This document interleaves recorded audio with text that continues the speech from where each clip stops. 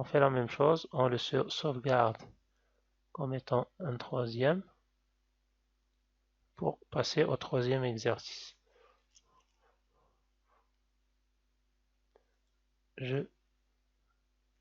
J'enlève celui-ci du projet et puis je rajoute l'exercice 3. Alors l'exercice 3, on nous demande de faire la division euclidienne d'un nombre A, un entier, par un nombre B. Alors ici je l'ai appelé P, mais je préfère parler de B. Donc on divisera A par B et on va donner le résultat. Q, ça sera le quotient et R, ça sera le reste. Par exemple, si je prends A égale à 5, P égale à 2, donc je devrais avoir égal à 5 égale à 2 fois 2 plus 1. Le quotient c'est 2 et le reste c'est 1. On va utiliser l'opérateur modulo pour faire ça.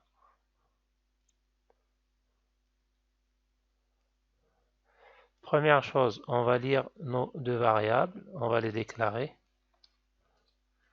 Deux variables entières. Et puis on va lire A et B.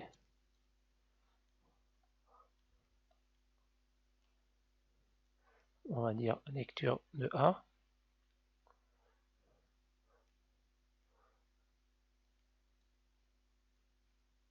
Là, bien sûr, vous ne faites pas de saut de ligne pour que le A s'affiche juste à côté. Donc A égale, on va refaire la même chose pour la variable B.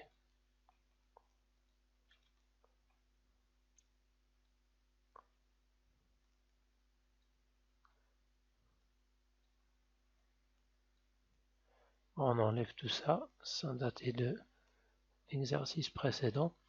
Maintenant, je vais définir le reste et le quotient. Le reste, comme vous le savez, c'est le modulo de A et de B. Donc je vais définir le reste qu'on a appelé R et le quotient qu'on a appelé Q. Pour le reste, je vais écrire tout simplement que c'est A modulo B. Et pour le quotient, je vais tout simplement dire que c'est A divisé par B. En fait, ici, il va faire la division et il ne va garder que la partie entière de la division, donc qui est le quotient. On va afficher le résultat.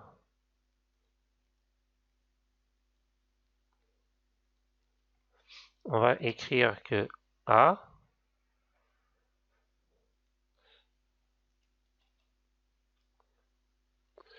alors pardon, ici j'ai copié tout le cout est égal, je referme. Là je vais écrire le quotient Q.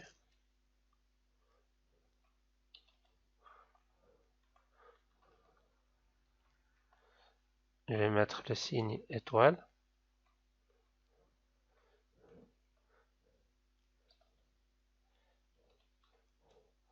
Maintenant je vais mettre le B.